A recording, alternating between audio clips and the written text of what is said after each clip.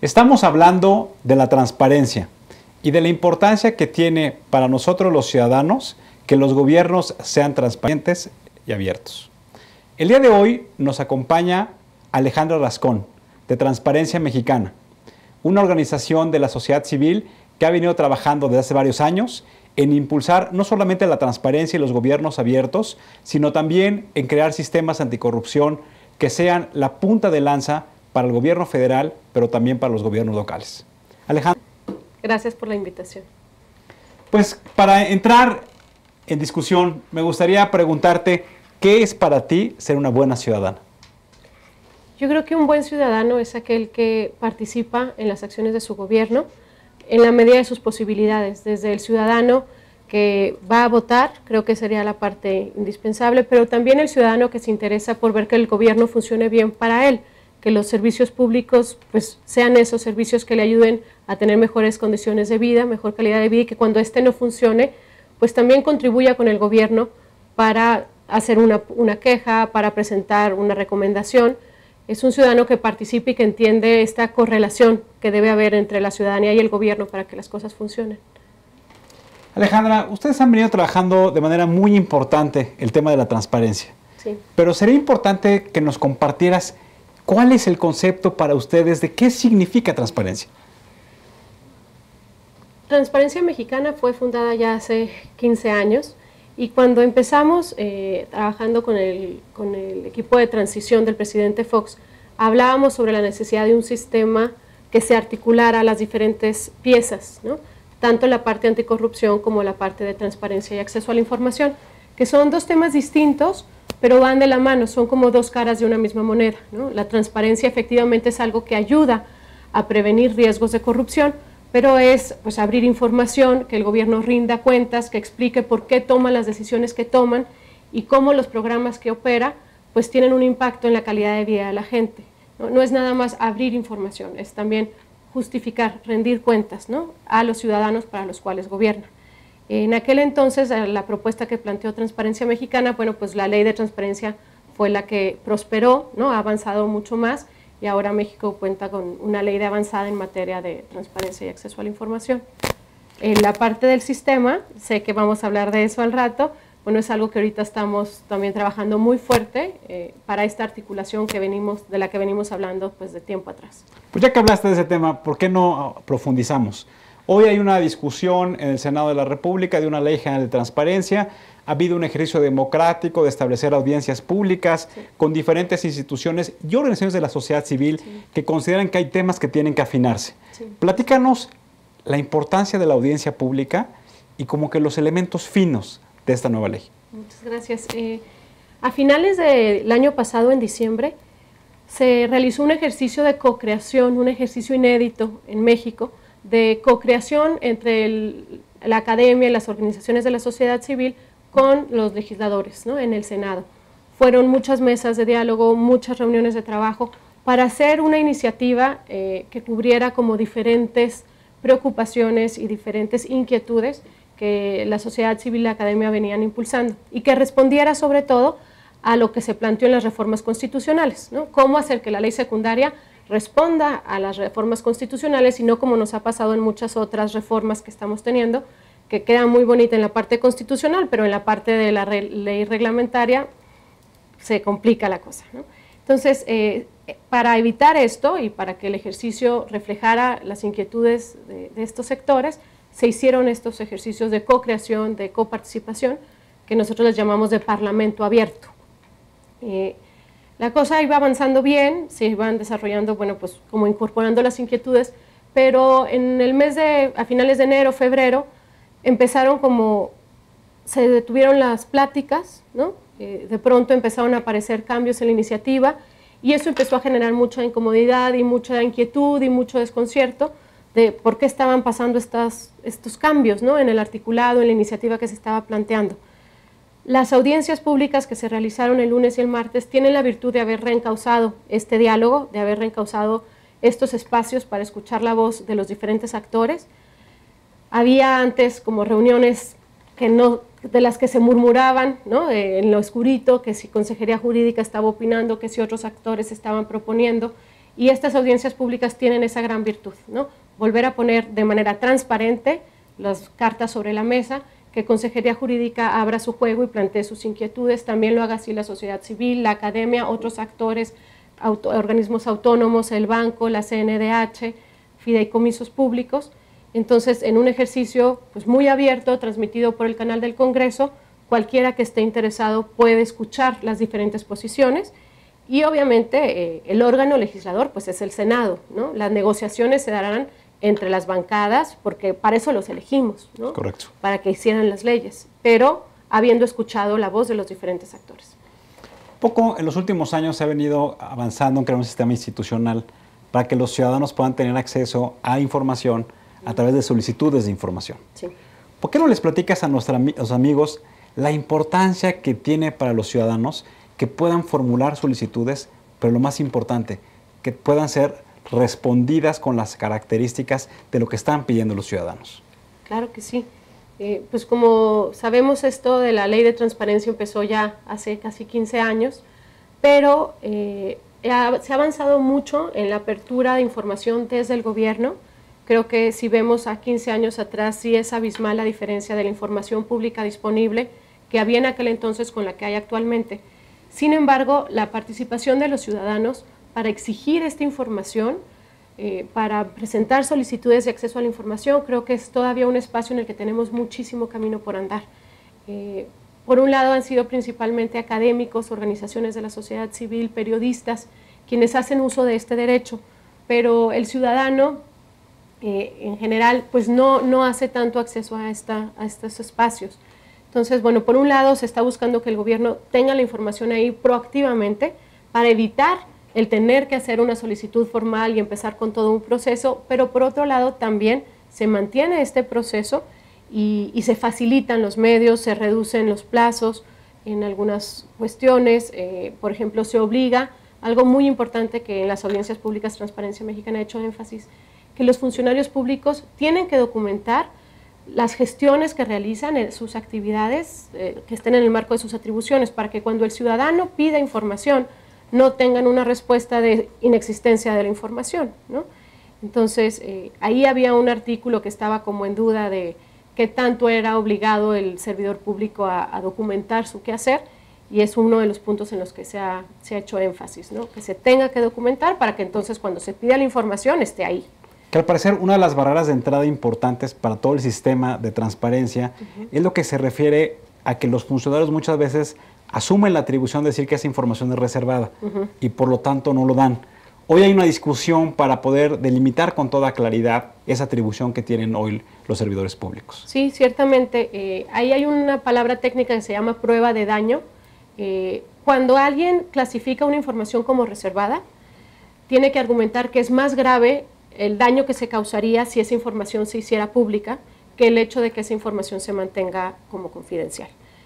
La prueba de daño es uno de los temas que ha estado debatido en estas audiencias públicas, porque la sociedad civil queremos que esa prueba de daño se haga antes de que haya una solicitud de acceso a la información. Entonces, en temas de seguridad nacional y demás, que esa información esté clasificada de esa manera previamente y no como una reacción por una solicitud de acceso a la información, ¿no? Entonces, que esa información se considere que tiene esa naturaleza antes y de manera independiente a que existan o no solicitudes de acceso a la información. Sí, que no sea una reacción. Exacto. Para no dar la información. Sí, que se clasifique antes porque efectivamente tiene esa naturaleza y no sea una manera de frenar el acceso a la información. Le preguntamos a algunos de nuestros amigos en la calle qué significa para ellos un gobierno abierto. Vamos a ver los testimoniales que van a presentar en la pantalla. Aquellos que están, valga la palabra, abiertos a tener propuestas por parte de los ciudadanos. No, ahí sinceramente no. Un gobierno transparente, dar información de todo el trabajo que hacen, de lo que se gasta, de todo lo que se hace día con día, ¿no? En el cual existe democracia, en el que escuchan lo que son las opiniones de todos y más que nada toman en cuenta esas opiniones, ¿no? Porque muchas veces las escuchan pero hacen caso omiso. Pues aquel que da opciones, que deja que la gente pueda opinar o que se encarga de recabar ideas de la gente, ¿no? Igual y me equivoco, va en función de las candidaturas independientes y ciudadanos. Que exprese todo lo que, ahora sí que, en qué trabajan, en qué gastan el dinero, en qué hacen todo, ¿no? Eso es un gobierno abierto, ¿no? Pues un gobierno abierto yo creo que debe ser alguien con unos diputados que se pueda dialogar con ellos, que tengan siempre acceso, las puertas abiertas para acudir con ellos y poder dialogar con ellos. Pero es bien difícil poderlos ver a ellos. Como pudimos observar en los testimoniales, para los ciudadanos es una demanda muy clara que los gobiernos tengan mucha claridad de cuáles son los recursos que se utilizan y cómo se utilizan esos recursos y fundamentalmente los resultados que se pretenden alcanzar y que se alcanzan con el uso de los mismos. Alejandra, ¿qué significa gobierno abierto? Y hoy hay toda una hilvanada importante a nivel mundial de las organizaciones de la sociedad civil que están exigiendo que los gobiernos sean abiertos. Sí, ciertamente. Gobierno abierto es un concepto en construcción, ¿no? No hay una definición exacta ahorita de qué es gobierno abierto. Sin embargo, hay una diferencia fundamental entre gobierno abierto y transparencia. Mucha gente le suena a lo mismo, ¿no? Como sinónimo, pero mientras transparencia es abrir información y rendir cuentas, gobierno abierto es co-crear entre el gobierno y la ciudadanía soluciones para que el gobierno sea mejor. Entonces, sí se trata de un ejercicio, de un diálogo constructivo para abrir información o para facilitar el acceso a ciertos servicios, para que las cosas funcionen mejor, y el gobierno abierto tiene que traducirse en mejores condiciones para la gente, en mejor calidad de vida, en mejor ejercicio de los derechos. Es decir, en gobierno abierto estamos hablando del diseño y la instrumentación de una política pública, ¿sí? Y en transparencia estamos hablando un poco del ejercicio instrumental, de cómo yo pido información y cómo yo la recibo y cómo yo puedo procesarla. Sí, transparencia es el ejercicio de un derecho en México, ¿no? Porque está en la Constitución, y toda la arquitectura que el Estado ha puesto para que el ciudadano pueda ejercer ese derecho, ¿no? Esa es la parte de transparencia. Y gobierno abierto es un concepto como más vivo, más dinámico y más versátil también, ¿no? Puede haber ejercicios de gobierno abierto para tener mejor acceso a información sobre temas educativos, pero también sobre impuestos, también sobre desastres naturales o sobre industrias extractivas, ¿no? Es un concepto que permite crear mecanismos de políticas públicas tan variadas como la ciudadanía lo demande. Un poco hay la discusión de cómo hacer uso eficiente de la información que se obtiene a través de los sistemas de transparencia. Porque muchas dicen, oye, pues ya pregunté cuáles fueron los recursos que se utilizaron para un programa público en específico. Y después, ¿qué sigue? O sea, ¿qué puedo hacer yo con esa información?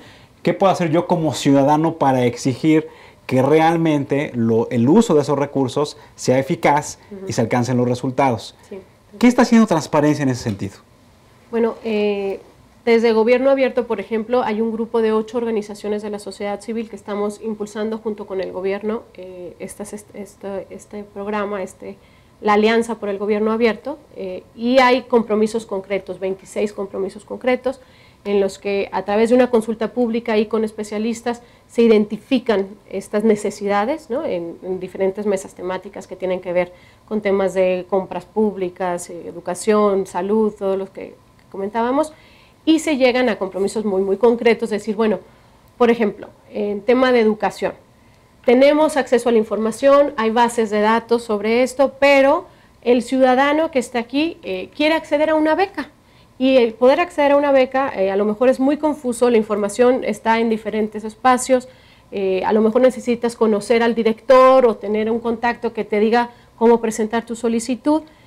Gobierno abierto es que el ciudadano, la ciudadanía haga como contacto con el gobierno y le diga, tengo esta necesidad, ¿no?, de acceder a estas becas que el gobierno ofrece, entonces, ¿por qué no construimos una plataforma en la que se almacenen todas las bases de datos relacionadas con becas, no solamente de las universidades federales, sino también estatales, y entonces cualquier ciudadano puede entrar a esa base de datos, ver cuáles son las becas que se están ofertando y cuáles son los procedimientos para aplicar a ellas, ¿no? Eso es como se traduce. Entonces, Gobierno Abierto son 4 componentes básicos, sí, transparencia, acceso a la información y rendición de cuentas, participación ciudadana, con un apoyo muy fuerte en el uso de tecnologías, ¿no? Entonces, de esta manera estamos buscando traducir las bases de información, la información disponible y la participación ciudadana en mejorar las condiciones de vida de los ciudadanos. Alejandra, estamos por entrar en las campañas electorales. Sí. Y Transparencia Mexicana junto con el IMCO han sido promotores de una iniciativa que ya muchas organizaciones de la sociedad civil están retomando, sí, y que ustedes han ofrecido a estas organizaciones, que se le llama el famoso 3 de 3. Sí. Platícanos qué significa el 3 de 3, cuáles son los objetivos y qué alcances están buscando. 3 de 3 es una iniciativa ciudadana que busca ser muy sencilla. La verdad, hemos identificado en los espacios en los que estamos la necesidad de fortalecer la confianza ciudadana en las instituciones, en los servidores públicos y en los candidatos, ¿no? Que es como una cadenita. Y 3 de 3 es la invitación a que hagan públicas 3 declaraciones muy básicas. La declaración patrimonial. ¿Qué es la declaración patrimonial? La declaración en la que los servidores públicos manifiestan sus bienes muebles, inmuebles, sus adeudos, ¿no? Pero ahorita las declaraciones patrimoniales no son públicas. La ley les da la potestad de decidir si lo quieren hacer público o no. Entonces, lo que nosotros queremos es que todas las declaraciones patrimoniales sean públicas. ¿Para qué? Para que podamos ver la evolución en el tiempo del patrimonio de un servidor público, y así vemos si hay incrementos que no se pueden explicar, ¿no? Y dices, oye, pues hay saltos que no se aclaran. La verdad es que cuando tú vives cerca de algo así, lo puedes ver muy fácil. Dices, oye, pues antes tenía un estilo de vida y ahora lleva este otro estilo de vida, ¿no? Demasiado fastuoso, y fueron en un año, ¿no? Entonces, por eso es importante que las declaraciones patrimoniales no estén nada más en una base de datos en la Secretaría de la Función Pública, sino que sean públicas y que la ciudadanía pueda consultarlo, obviamente cuidando los datos personales y esta información que ya está regulada por ley. Hay un dicho popular que dice que la inteligencia y el dinero son cosas que no se pueden ocultar. Sí. Entonces, por eso queremos ver declaraciones patrimoniales públicas, y creo que eso de alguna manera contribuiría a fortalecer la confianza ciudadana, por un lado. La segunda es declaraciones de interés.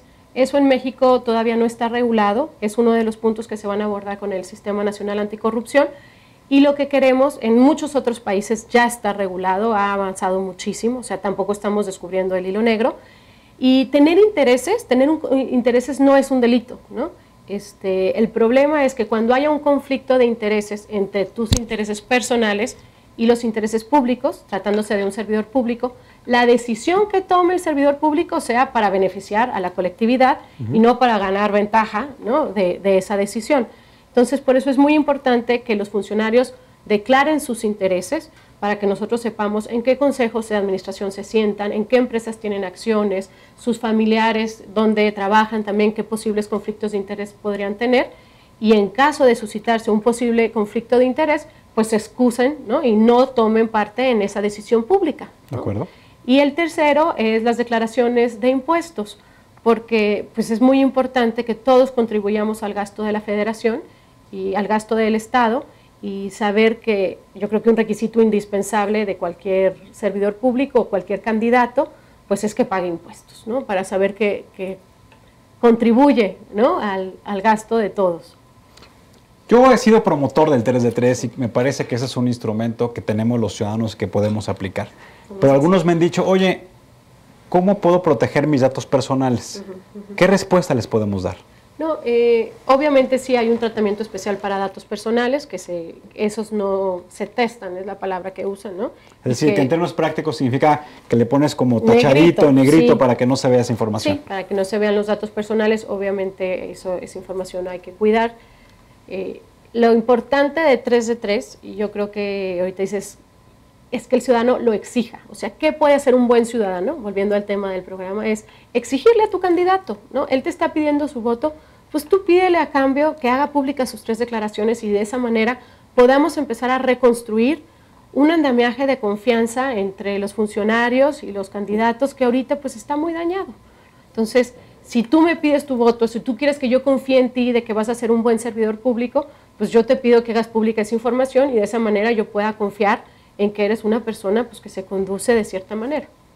Alejandra, creo que a veces es importante darle acompañamiento a las iniciativas. Sí, ¿Está pensando Transparencia Mexicana que el 3 de 3 una vez que es candidato y una vez que ya es legislador, ¿ustedes le van a dar seguimiento? ¿Cómo están pensando hacerlo? Está pensado ahorita para un primer saque que sea información, bueno, ahorita ya está funcionando como información de legisladores. La invitación es a todos los legisladores federales o locales. ¿Cuántos han suscrito esta declaración? Ahorita muy pocos. Hay 6 legisladores a nivel... 6 de 500 del Congreso Federal. 6 de 500, sí, y unos son senadores, o sea que son más de 500. Ya. 6 legisladores federales y una legisladora local. El ejercicio, pues la idea es que se vaya abriendo. Y bueno, obviamente en la medida en la que más se vayan sumando, pues se va a ir notando quiénes están pues, quedando fuera de la jugada, ¿no? Y la invitación próximamente vamos a abrir este mismo ejercicio para candidatos y la idea es eso, que una vez que ese candidato, si es que llega al cargo de elección popular y en un marco de reelecciones, pues que sea información que nos permita esta trazabilidad de la que hablábamos también con la parte patrimonial, o sea, que veamos cómo se va desempeñando en el tiempo los funcionarios y los candidatos. Parte también de la discusión de los ciudadanos es que los partidos políticos que son sujetos de financiamiento público, porque ahí está el sistema de financiación a los partidos en México, pues también puedan ser grandes sujetos de rendición de cuentas. Sí. Hoy en el proyecto de decreto de la Ley General de Transparencia habla de que también sean sujetos obligados los partidos políticos. ¿Qué es lo que se está planteando por parte de los legisladores y qué está planteando la sociedad civil organizada con respecto a la transparencia en los partidos? Ya son sujetos obligados desde que se aprobó la reforma constitucional hace un año, en febrero del 2014. Se incorporaron entre los sujetos obligados nuevos, están partidos políticos, sindicatos, fideicomisos, ¿no? Entonces, bueno. Creo que hace falta es aterrizarlo, o sea, porque está en términos generales descrito, pero hoy no se ha aterrizado en la práctica cómo se va a hacer realidad ese precepto. Exactamente, sí. Hay ahorita la discusión en que si pudiera ser a través del Instituto Nacional Electoral o si cada partido debería tener como toda esta arquitectura que se exige a las instituciones, como la creación de una unidad de enlace y un comité técnico y todo lo que exige al interior de los sujetos obligados la organización interna para poder atender solicitudes de acceso a la información. La postura personal es que, bueno, y institucional es que los partidos políticos creen sus propias unidades de enlace, ¿no? Porque actualmente ya funciona, antes de la reforma constitucional ya eran sujetos obligados indirectos, era la palabra que se usaba, a través del instituto. Y la idea es que con esta reforma pues no haya tercerías, no tengas que darle la vuelta a través del instituto para pedir información de un partido, sino que cada partido, como sujeto obligado directo, que marca la reforma constitucional, pueda proveer, atender las solicitudes de información que hagan los ciudadanos. Alejandra, estamos concluyendo el programa. No quisiera dejar de preguntarte el Sistema Nacional Anticorrupción que hace poco fue aprobado. Sí. Platícanos cuáles fueron las grandes virtudes de este nuevo sistema. Muchas gracias por la pregunta. Transparencia Mexicana, como te decía, desde 1999 está impulsando y hablando y abogando por la creación de este Sistema Nacional Anticorrupción. Sé que queda poco tiempo, pero creo que es un esfuerzo que se ha impulsado muy fuertemente desde la sociedad civil y la academia. Creo que las fuerzas políticas pues, han reaccionado positivamente a esta exigencia. ¿Qué es el Sistema Nacional Anticorrupción? En pocas palabras, es un sistema en donde, aunque ya tenemos las instituciones existentes desde hace 10 o 15 años, estas instituciones estaban como islas, aisladas, sin coordinarse entre ellas. Entonces sí teníamos Auditoría Superior de la Federación, pero no tenía muchos dientes y no se coordinaba con los demás. Sí teníamos en la Procuraduría General una área encargada de corrupción en los servidores públicos, pero igualmente no se coordinaba con los demás. Ahora ya tenemos una fiscalía. Está también, por supuesto, el tribunal, que esta es una de las partes enriquecedoras, ¿no? El Tribunal de Justicia Administrativa, para que no haya impunidad, ¿no? Para que todos estos casos que se ven en la vía administrativa tengan sanciones. Y está también dentro del cuarto componente la Secretaría de la Función Pública fortalecida, ¿no? Entonces son estas 4 piezas, estos 4 engranes que trabajan juntos. ¿Para qué? Y te pongo una conclusión muy clara. Por ejemplo, el caso Walmart, del que todos ustedes escucharon, ¿no? En Estados Unidos, Walmart, la misma empresa, y por el mismo hecho, está siguiendo un procedimiento penal, un procedimiento judicial en la FCPA, ¿no? En México ese caso no podemos entrar, está en el limbo, ¿no? Porque la federación no tiene competencia porque fue un hecho que se dio en el nivel municipal, pero el municipio no tiene competencia porque fue un hecho que corresponde a, ¿no?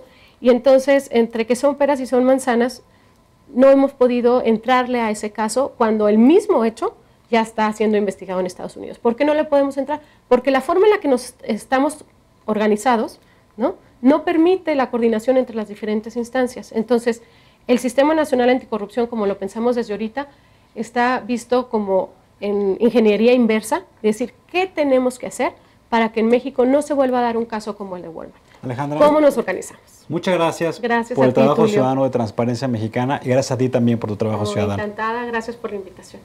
Amigos, recordemos la importancia que tiene el uso de la información pública.